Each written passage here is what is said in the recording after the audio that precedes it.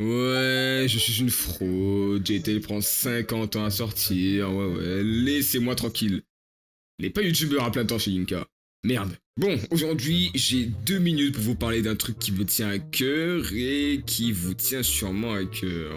Bon, autant vous dire que c'est pas gagné. Vous pouvez être tellement relou parfois. Oh, Zelda. Voilà, Zelda Wind Waker.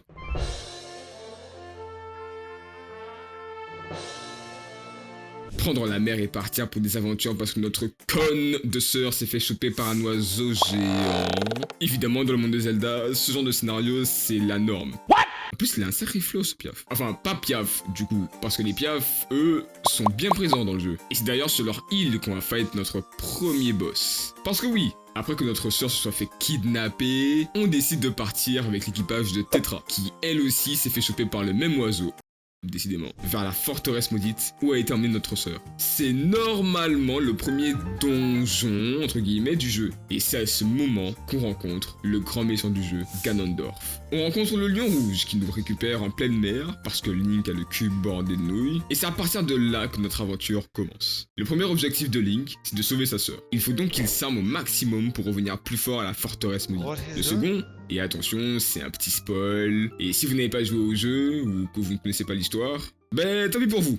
J'en ai un à faire. C'est grossièrement de rassembler des morceaux de la Triforce pour obtenir la Triforce du courage. Sauver Zelda. Attends. Quoi? Mais d'où elle sort? Après avoir sauvé notre sœur et buté cet enfoiré de Papiaf, du coup, on fait face à Ganondorf dans une cinématique, calmez-vous, qui nous met une raclée, même si entre temps on a pu récupérer la Master Sword sans ses pouvoirs.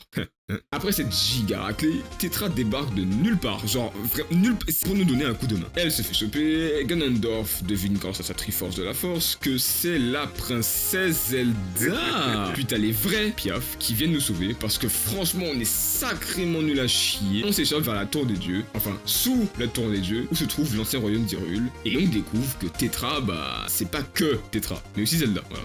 Ah oui, il faut faire 2 temples en particulier pour réveiller la Master Sword, celui du vent et celui de la terre. Et mon dieu, qu'est-ce qu'ils sont chiants! Mention spéciale au temple du vent qui est long! Je me suis fait chier, c'était insupportable. Mais le boss était stylé. C'était mon préféré. Mais bon, Zelda Wind Waker, c'est surtout la mer.